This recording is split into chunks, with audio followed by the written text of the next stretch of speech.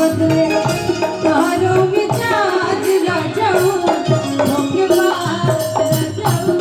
उड़न बाज राजाऊ होके बात राजाऊ उड़न बाज राजाऊ जब से बने तारा जब से हो जाई नाराज राजाऊ होके बात राजाऊ उड़न बाज राजाऊ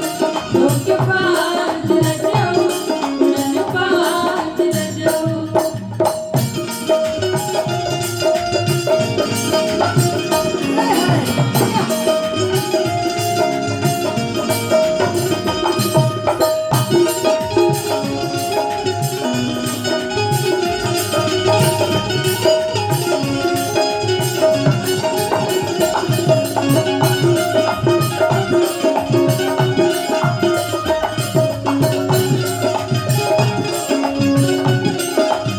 और हमनी के बीच में एगो छोटा सा तबला वादक छोट भाई हमार सुनांशु पांडे लगता है और काफी अच्छा तबला बजाओ तनी रोज सब आशीर्वाद दीजा कि बाबू ढेर आगे बढ़स और इतना आगे बढ़स कि आज सुनांशु पांडे के माता पिता के पहचान इनका नाम से होके जैसे हमनी के गार्जियन के भैया रोज सब आशीर्वाद दीजा काफी अच्छा बजाओ तनी। छान छाने बदले छान छाने बदले तारो मिजाज राजाऊ होके बात राजाऊ उड़न बाज राजाऊ होके बात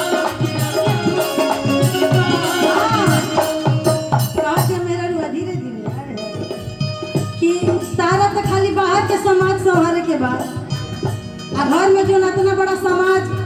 तहर माई तहर बहन बालो ऐसे बड़ा समाज कोई ना संभाल सकी। औरत अपन दिल के बात अपन पियावा से कहत रही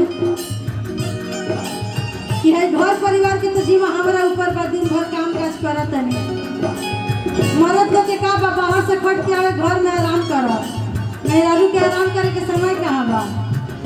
एगो कहल जाला लोग कि आदमी जब ऑफिस जाला तो संडे के दिन उन लोग के छुट्टी रहेला